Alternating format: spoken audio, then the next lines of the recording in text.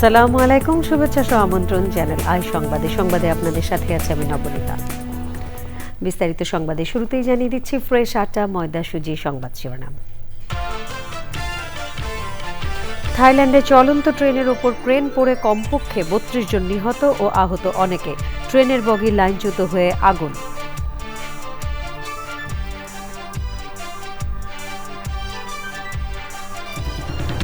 Dhaka central university অধ্যাদেশ জারির দাবিতে রাজধানীতে ৭ কলেজের শিক্ষার্থীদের সড়ক অবরোধ, যান চলাচল বন্ধ হয়ে ভোগান্তি।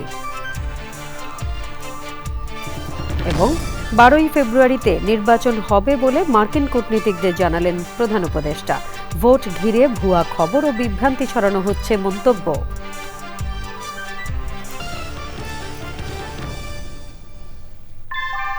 ভূমিকম্প সহনীয় মোস্ট ডিউরেবল দেশের প্রথম থার্মেক্স রড সালাম স্টিল। সালাম স্টিল বোঝে ডিউরেবিলিটি। সালাম স্টিল, মোস্ট ডিউরেবল স্টিল। সংবাদ শিরোনামগুলো জানাচ্ছিলাম। এখনকার সংবাদ আয়োজন একই সঙ্গে চ্যানেল আইয়ের ইউটিউব চ্যানেল এবং চ্যানেল আইয়ের ওটিটি প্ল্যাটফর্ম আই স্ক্রিনে লাইভ স্ট্রিমিং হচ্ছে। যাচ্ছে পুরো সংবাদে। থাইল্যান্ডের উত্তর পূর্বাঞ্চলে চলন্ত একটি যাত্রীবাহী ট্রেনের উপর ক্রেন ভেঙে পড়ায় অন্তত ৩২ জন নিহত হয়েছেন, আহত হয়েছেন ৬৬ জন। নিহতদের মধ্যে শিশু এবং বৃদ্ধও রয়েছেন। থাইল্যান্ডের রাষ্ট্রীয় রেলওয়ে কর্তৃপক্ষ ইতিমধ্যে তদন্ত শুরু করেছে এবং দায়িত্বপ্রাপ্ত নির্মাণ প্রতিষ্ঠানের বিরুদ্ধে আইনি ব্যবস্থা নেওয়ার ঘোষণা দিয়েছে। সুব্রত গাইন জানাচ্ছেন। উত্তর পূর্ব থাইল্যান্ডে রেলপথে ভয়াবহ দুর্ঘটনায় বেশ কয়েকজন নিহত ও আহত হয়েছেন। নির্মাণ কাজে ব্যবহৃত একটি ক্রেন ভেঙে পড়ে চলন্ত যাত্রীবাহী ট্রেনের উপর পড়লে লাইনচ্যুত হয় একাধিক বগি। এ সময় কয়েকটি বগি চূর্ণ বিচূর্ণ হয়ে যায় এবং একটি বগিতে আগুন ধরে যায়। স্থানীয় সময় সকাল ৯টার দিকে দুর্ঘটনাটি ঘটে। সে সময় ট্রেনটিতে ১৭১ জন যাত্রী ছিলেন। আহত ৭ জনের অবস্থা আশঙ্কাজনক বলে জানিয়েছে কর্তৃপক্ষ। প্রত্যক্ষদর্শীরা জানান, প্রথমে ছোট একটি কংক্রিটের টুকরো পড়ে, তারপর ধীরে ধীরে ক্রেনটি নিচে নামতে থাকে। হঠাৎ প্রচণ্ড শব্দে সেটি ট্রেনের উপর আছড়ে পড়ে। ব্যাংকক থেকে উত্তর পূর্বাঞ্চলের উবন রাজচাথানি প্রদেশগামী ট্রেনটি শিক্ষার্থী ও কর্মজীবীদের বহন করছিল। স্থানীয় সংবাদ মাধ্যম জানায়, ক্রেনটি একটি বড় কংক্রিট কাঠামো তুলছিল। সেটি পড়ে গিয়ে 4টি কোচ লাইনচ্যুত হয়। থাইল্যান্ডের রাষ্ট্রীয় রেলওয়ে কর্তৃপক্ষ ইতিমধ্যে তদন্ত শুরু করেছে এবং দায়িত্বপ্রাপ্ত নির্মাণ প্রতিষ্ঠানের বিরুদ্ধে আইনি ব্যবস্থা নেওয়ার ঘোষণা দিয়েছে। সুব্রত গাইন, চ্যানেল আই। প্রস্তাবিত ঢাকা সেন্ট্রাল ইউনিভার্সিটি অধ্যাদেশ জারির দাবিতে রাজধানীর সায়েন্স ল্যাব মোড় সহ বিভিন্ন গুরুত্বপূর্ণ পয়েন্টে সড়ক অবরোধ করে বিক্ষোভ করেছে ৭ কলেজের শিক্ষার্থীরা। এতে বিভিন্ন সড়কে যান চলাচল বন্ধ হয়ে ভোগান্তিতে পড়েন যাত্রীরা। শিক্ষার্থীদের অভিযোগ, একটি মহল সেন্ট্রাল ইউনিভার্সিটির বিরুদ্ধে ষড়যন্ত্র করায় তাদের শিক্ষা কার্যক্রম বিঘ্নিত হচ্ছে।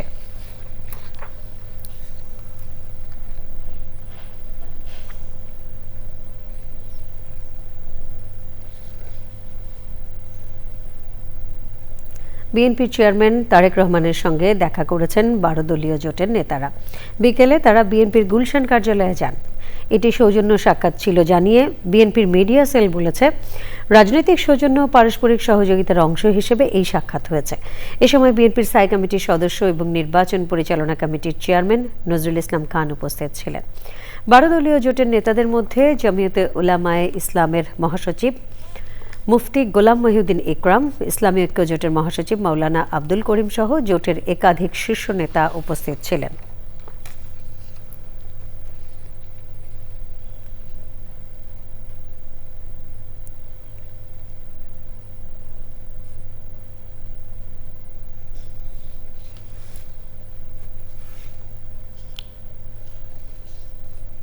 একটি রাজনৈতিক দল দরিদ্র ভোটারদের এনআইডি কার্ড ও বিকাশ নম্বর সংগ্রহ করছে বলে অভিযোগ করেছেন বিএনপির নির্বাচন পরিচালনা কমিটির চেয়ারম্যান নজরুল ইসলাম খান। সন্ধ্যায় গুলশান কার্যালয়ে তিনি বলেন, পোস্টাল ব্যালটের ভোট যাতে কোনো কায়দায় কানুনে বিশেষ গোষ্ঠীর কাছে না যায় সেটা দেখার দায়িত্ব ছিল নির্বাচন কমিশনের। নজরুল ইসলাম খান অভিযোগ করেন, নির্বাচন কমিশন এমনভাবে ব্যালট ছাপিয়েছে যাতে ধানের শীষ শেষ লাইনে, এটি ভাঁজ করলে ঠিক থাকে না। ইচ্ছাকৃতভাবে এটি করা হয়েছে বলেও অভিযোগ করেন বিএনপির নির্বাচন পরিচালনা কমিটির চেয়ারম্যান। ইসিকে পোস্টাল ব্যালট পুনরায় ছাপানোর অনুরোধ করা হয়েছে জানিয়ে নজরুল ইসলাম খান বলেন, বাহরাইন ও ওমানে যে ভিডিও ভাইরাল হয়েছে, নির্বাচন কমিশন তার সত্যতা স্বীকার করেছে।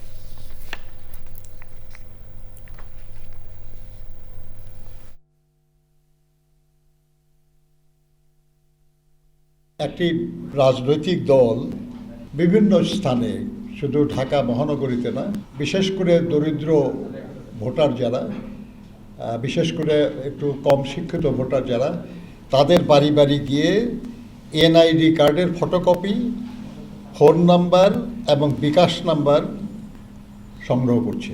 এই নিয়ে আমরা একটু খোঁজ নেওয়ার চেষ্টা করেছি, বোঝার চেষ্টা করেছি, এবং আমরা আশঙ্কা করছি যে তারা ভুয়া এনআইডি বানিয়ে জাল ভোট দেওয়ার চেষ্টা করতে পারে, এবং বিকাশ নাম্বার যে নিয়েছে তার মাধ্যমে তারা তাদেরকে অর্থ দিয়ে প্রলুব্ধ করতে পারে তাদের পক্ষে ভোট দেওয়ার জন্য। ইঞ্জিনিয়ার সাহেব, বাড়ি ডিজাইন তো হলো, কিন্তু কোন রড দিয়ে বাড়ি বানাবো? অবশ্যই আকিজ ইস্পাত, কারণ ভালো মানের 500W রডের yield strength 500 MPa, tensile strength 625 MPa, আর সর্বোচ্চ গুণগত মানের আকিজ ইস্পাতের টেনসাইল স্ট্রেংথ 700 MPa, অর্থাৎ ভালো মানের রডের থেকেও 12% বেশি।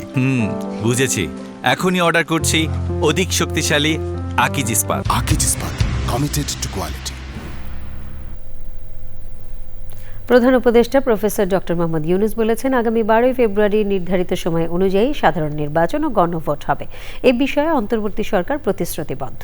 ডোনাল্ড ট্রাম্প প্রশাসনে দায়িত্ব পালনকারী যুক্তরাষ্ট্রের 2 সাবেক জ্যেষ্ঠ কূটনীতিক অ্যালবার্ট গাম্বিস ও মর্স স্ট্যান মঙ্গলবার সন্ধ্যায় রাষ্ট্রীয় অতিথি ভবন যমুনায় প্রধান উপদেষ্টার সঙ্গে সৌজন্য সাক্ষাৎ করলে তিনি কথা বলেন। এ সময় প্রধান উপদেষ্টা বলেন, নির্বাচন ঘিরে ভুয়া খবরের বন্যা ও পরিকল্পিতভাবে বিভ্রান্তি ছড়ানো হয়েছে। তবে অন্তর্বর্তী সরকার আগামী 12ই ফেব্রুয়ারি নির্বাচন অনুষ্ঠানের প্রতিশ্রুতিতে অটল। অন্তর্বর্তী সরকার নির্বাচনী ফলাফল ঘোষণা শেষে গণতান্ত্রিকভাবে নির্বাচিত সরকারের কাছে ক্ষমতা হস্তান্তর করবে। প্রধান উপদেষ্টা বলেন, কে কি বলল তা বিবেচ্য নয়। নির্ধারিত 12ই ফেব্রুয়ারিতেই নির্বাচন অনুষ্ঠিত হবে, এর একদিন আগেও নয়, একদিন পরেও নয়। তিনি আরও বলেন, ভোট হবে অবাধ, সুষ্ঠু, শান্তিপূর্ণ, উৎসবমুখর পরিবেশে। যুক্তরাষ্ট্রের সাবেক ভারপ্রাপ্ত under secretary of state Albert Gambis এবং সাবেক অ্যাম্বাসেডর অ্যাট লার্জ মর্স স্ট্যান বাংলাদেশ সফর করছে। প্রায় 1 ঘণ্টাব্যাপী বৈঠকে প্রধান উপদেষ্টা ও সফররত কূটনীতিকরা আসন্ন নির্বাচন, জুলাই গণ অভ্যুত্থান ও এর পরবর্তী পরিস্থিতি, তরুণ আন্দোলনকারীদের উত্থান, জুলাই সনত গণভোট, নির্বাচনকে লক্ষ্য করে ছড়ানো ভুয়া খবর এবং মিস ইনফরমেশন, রোহিঙ্গা সংকট, জুলাই পরবর্তী বাংলাদেশের প্রেক্ষাপটে ট্রুথ অ্যান্ড রিকনসিলিয়েশনের সম্ভাবনা সহ বিভিন্ন গুরুত্বপূর্ণ বিষয় নিয়ে আলোচনা করেন। এরই সাথে সংবাদে নিয়ে নিচ্ছে বিরতি। আর বিরতির পর অন্যান্য সংবাদের সাথে জানিয়ে ফিরব। ইরানের সরকার বিরোধী আন্দোলনে প্রাণহানি 12,000 ছাড়িয়েছে। বিক্ষোভকারীদের মৃত্যুদণ্ড কার্যকর করলে ট্রাম্পের কঠোর পদক্ষেপের হুঁশিয়ারি।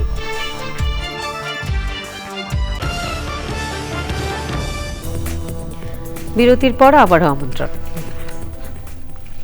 বিভিন্ন মেয়াদী আমানতের মুনাফা ও মূল টাকা দেওয়ার দাবিতে বাংলাদেশ ব্যাংকের সামনে অবস্থান নিয়ে বিক্ষোভ করেছেন একীভূত হওয়া 5 ব্যাংকের আমানতকারীরা। দ্রুত এ বিষয়ে সিদ্ধান্ত নিয়ে টাকা ফেরত দেওয়ার দাবি তাদের। বাংলাদেশ ব্যাংক বলেছে, তারল্য সংকট থাকায় এফডিআর এর টাকা ফেরতের বিষয়ে এখনও সিদ্ধান্ত হয়নি, তবে আস্তে আস্তে পুরো টাকায় ফেরত পাবেন আমানতকারীরা। পরাগ আজিম জানাচ্ছেন। সংকটে থাকা 5টি ব্যাংককে একীভূত করার পর সম্মিলিত ইসলামী ব্যাংক নামে যাত্রা শুরু করে চলতি বছরের প্রথম দিন। ওই দিন থেকেই 2 লাখ টাকা করে তুলতে পারছেন সাধারণ সঞ্চয় হিসেবের আমানতকারীরা। তবে যাদের এফডিআর ছিল তারা মেয়াদ পূর্ণ হলেও টাকা তুলতে পারছেন না। বিষয়টি নিয়ে ক্ষোভের কথা জানাতেই বাংলাদেশ ব্যাংকের সামনে আমানতকারীদের এই অবস্থান। সেভিংস অ্যাকাউন্টের কিছু টাকা 10,000, 5,000, 20,000 টাকা করে দিচ্ছে। যাদের ওই অ্যাকাউন্টে, ওই ব্যাংকে যাদের এফডিআর আছে, এফডিআর এর কারণে সেভিংস অ্যাকাউন্ট ওই অ্যাকাউন্টগুলো বন্ধ করা হচ্ছে। 27 লাখ টাকার 1 টাকা পাইনি, এফডিআর এর টাকা কোনোই দিতেছে না। ওনারা আমাদের ওই 10 লাখ মূল টাকাটা দিবে না, প্রফিটের টাকাও দিবে না। এখন ওটা নিয়ে কোনো স্কিমে হয় নাই। অবস্থান কর্মসূচিতে যোগ দেন ওই ব্যাংকগুলোর শেয়ার বিনিয়োগকারীরাও। আমানতকারীরা কিছু অংশে টাকা পাচ্ছে, কিন্তু এটা খুবই হতাশাজনক এবং দুঃখজনক যে এই ব্যাংকগুলির শেয়ার হোল্ডারদের, বিনিয়োগকারীদের সম্পূর্ণ শূন্য ঘোষণা করা হয়েছে। বাংলাদেশ ব্যাংক বলছে, টাকা পাওয়া নিয়ে আমানতকারীদের আতঙ্কিত হওয়ার কোনো কারণ নেই। 5টি ব্যাংকে টোটাল ডিপোজিটের পরিমাণ 1.5 লক্ষ কোটি টাকার উপরে।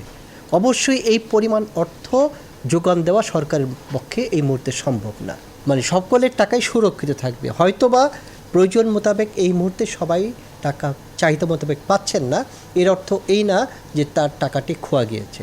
আপাতত 2 লক্ষ টাকা করে দেওয়া হবে, যখন সেভিংস এবং কারেন্ট ডিপোজিটের যে ফ্লো সেটা বন্ধ হয়ে যাবে, তখন এফডিআর এর ব্যাপারে বাংলাদেশ ব্যাংক সিদ্ধান্ত নেবে। ক্যান্সারের মতো গুরুতর অসুস্থ আমানতকারীদের এফডিআর এর টাকা অগ্রাধিকার ভিত্তিতে পরিশোধের নির্দেশনা দিয়েছে কেন্দ্রীয় bank. Farad Azim, channel I, Dhaka. অবশেষে জীবনের নতুন অধ্যায়ে পা রাখলেন জনপ্রিয় উপস্থাপক রাফসান শাবাব ও কণ্ঠশিল্পী অভিনেত্রী জেফার রহমান। সাভারের একটি রিসোর্টে ঘরোয়া আয়োজনে পরিবার ও ঘনিষ্ঠ বন্ধুদের উপস্থিতিতে তাদের বিয়ের অনুষ্ঠান হয়েছে। সামাজিক যোগাযোগ মাধ্যমে বিয়ের কিছু ছবি প্রকাশ করে দেওয়া চেয়েছেন তারা। উপস্থাপক হিসেবে রাফসান শাবাব নিয়মিত স্টেজ শো বিভিন্ন আয়োজনের সঙ্গে যুক্ত। তিনি চ্যানেল আইয়ের হোয়াট আ শো এর জনপ্রিয় উপস্থাপক। অন্যদিকে জেফার রহমান জনপ্রিয় কণ্ঠশিল্পী। বিয়ের খবর প্রকাশের পর সামাজিক যোগাযোগ মাধ্যমে ভক্ত ও সহকর্মীরা নবদম্পতিকে শুভকামনা জানাচ্ছেন।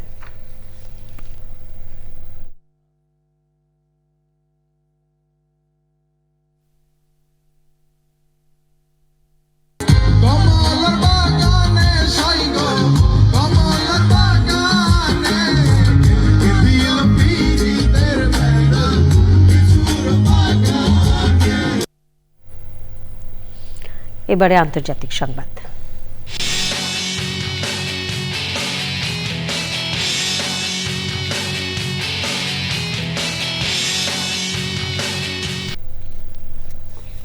ইরানে চলমান বিক্ষোভে প্রাণহানি 12,000 ছাড়িয়েছে। সুপ্রিম ন্যাশনাল সিকিউরিটি কাউন্সিল ও প্রেসিডেন্টের অফিস সহ বিভিন্ন সূত্রের বরাত দিয়ে তথ্য জানিয়েছে ইরানের গণমাধ্যম ইরান ইন্টারন্যাশনাল। ইরানে যুক্তরাষ্ট্রের হামলা চালানোর আশঙ্কা বাড়ছে। সব ধরনের বৈঠকের সম্ভাবনা বাতিল করে দেওয়ার পরিপ্রেক্ষিতে ইরানও জানিয়েছে যুক্তরাষ্ট্র চাইলে সামরিক শক্তির পরীক্ষা করতে পারে। তবে ইরানে মার্কিন হামলা হলে মধ্যপ্রাচ্যে বিপর্যয় সৃষ্টি হবে বলে সতর্ক করেছে বিশ্বের অন্যতম ধনী দেশ কাতার।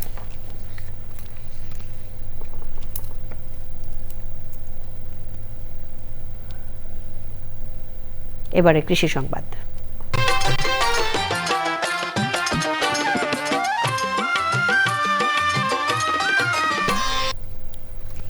সিরাজগঞ্জ জেলায় এবছরও রেকর্ড পরিমাণ সরিষার আবাদ হয়েছে। আবহাওয়া অনুকূলে থাকায় ফলনও হয়েছে আশানুরূপ। পাশাপাশি সরিষা ফুল থেকে মধু সংগ্রহ করতে জেলার বিভিন্ন প্রান্তে মৌবাক্স বসিয়েছেন খামারিরা।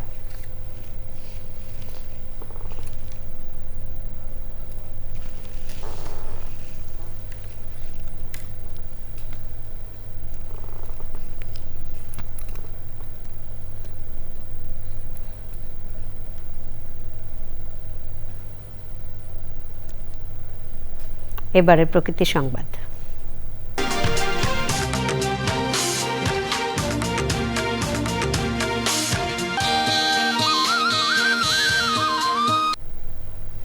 নরসিংদীতে অনুষ্ঠিত হয়েছে গ্রাম বাংলার ঐতিহ্যবাহী শীতকালীন পিঠা উৎসব।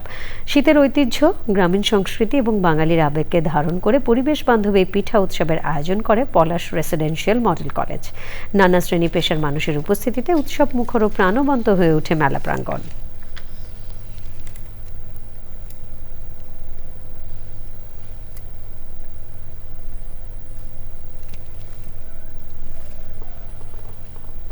এবারে বাণিজ্য সংবাদ।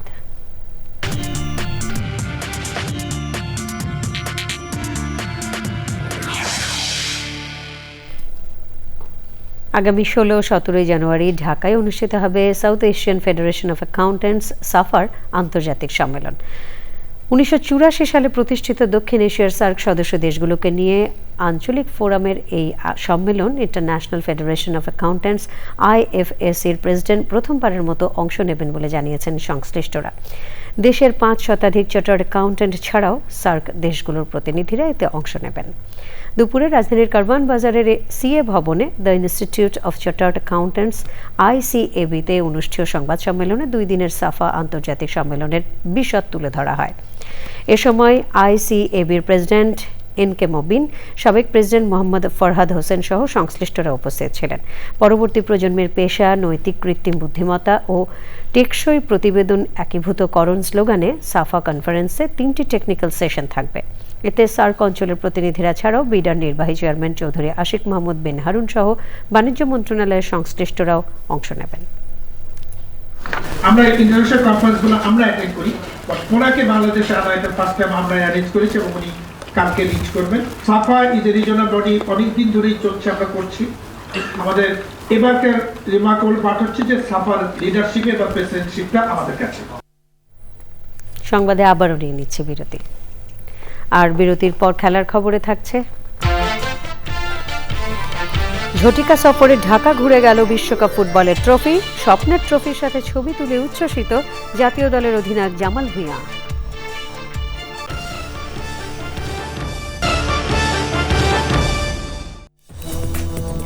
আপনারা দেখছেন চ্যানেল আই সংবাদ। এবারে খেলার খবর।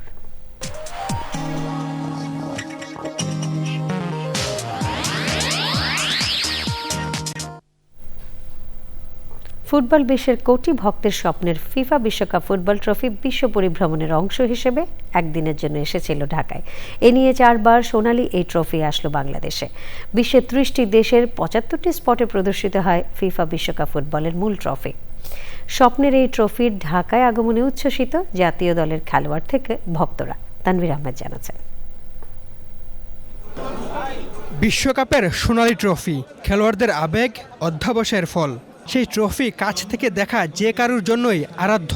বাংলাদেশের ফুটবল ভক্তদের ভালোবাসায় আরও একবার রোনালদো মেসিদের হাতে ওঠা সোনালী ট্রফি ঝটিকা সফরে এসেছিল বাংলাদেশে। 2002-এর বিশ্বকাপ জয়ী ব্রাজিল দলের ফুটবলার গিলবার্টো সিলভা বিশ্বকাপ ট্রফি নিয়ে বুধবার সকালে ঢাকায় পা রাখেন। এয়ারপোর্টে ট্রফি বরণ করে নেওয়া দলে ছিলেন বাংলাদেশের অধিনায়ক জামাল ভুঁইয়া। বিশ্বকাপ ট্রফি কাছ থেকে দেখে আবেগ তার কণ্ঠে। My first time seeing the world cup trophy, so আমার খুব ভালো লাগছে।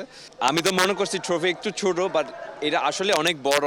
আর জিজ্ঞেস করছি মানে ওয়েট কেমন, so almost 60 KG pure gold. Maybe one day Bangladesh নিজে একটা চ্যাপ্টার লিখতে পারেন ইন দ্য ওয়ার্ল্ড কাপ। যে ট্রফি 2022-এ মেসিদের হাতে উঠেছিল, সে ট্রফির সাথে ছবি তুলতে পারাটা স্বপ্নের মতো ভক্তদের কাছে। আমি খুবই নার্ভাস ছিলাম প্রথমবার যখন দেখা, কারণ এটা অনেক বড় একটা ট্রফি, অনেক বড় ইতিহাস আছে এবং এক্সাইটেডও ফিল করেছি। অ্যাজ আ ফুটবল ফ্যান এই অভিজ্ঞতা বোঝানো যায় না। আগে টিভিতে দেখতাম ট্রফি, এখন সামনাসামনি দেখছি। আমার লাইফে ফার্স্ট টাইম বিশ্ব ওয়ার্ল্ড কাপ ট্রফিটা দেখলাম, ফিফা ওয়ার্ল্ড কাপ ট্রফিটা দেখলাম। এটা আমার জীবনের আসলে অনেক বড় পাওয়া। সবাই চিয়ার আপ করতো, চুমু খেত। আজকে নিজের দেশে নিজে কাপটার পাশে বাচ্চাদেরকে নিয়ে আনন্দ উপভোগ করলাম, ছবি তুললাম, আপনাদের সবার সাথে এটা শেয়ার করলাম। আমার অনুভূতিটা অনেক ভালো ছিল, আমি খুব এক্সাইটেড ছিলাম। 150 দিনের এই বিশ্বভ্রমণ শুরু হয় সৌদি আরবের দোহা থেকে। বাংলাদেশ থেকে ট্রফির পরবর্তী গন্তব্য সাউথ কোরিয়া। 11 জুন শুরু হবে বিশ্বকাপ ফুটবলের জমজমাট এই আসর। Tanvir Ahmed, channel I, Dhaka. সংবাদের শেষ ভাগে আমরা সবশেষে ফ্রেশ আটা, ময়দা, সুজি সংবাদ শিরোনামগুলো জানিয়ে দিচ্ছি আরও একবার। থাইল্যান্ডে চলন্ত ট্রেনের ওপর ক্রেন পড়ে কমপক্ষে 32 জন নিহত ও আহত অনেকে। ট্রেনের বগি লাইনচ্যুত হয়ে আগুন।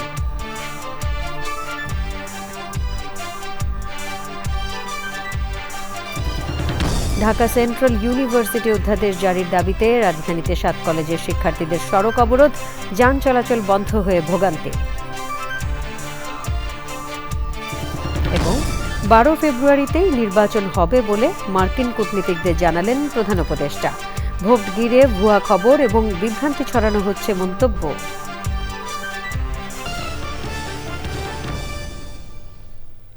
প্রিয় দর্শক, চ্যানেলের সবশেষ সংবাদ জানতে ভিজিট করুন চ্যানেলonline.com-এ। যুক্ত থাকুন আমাদের সোশ্যাল মিডিয়া প্ল্যাটফর্মগুলোর সাথে। সংবাদে এতক্ষণ সাথে থাকার জন্য সকলকে ধন্যবাদ।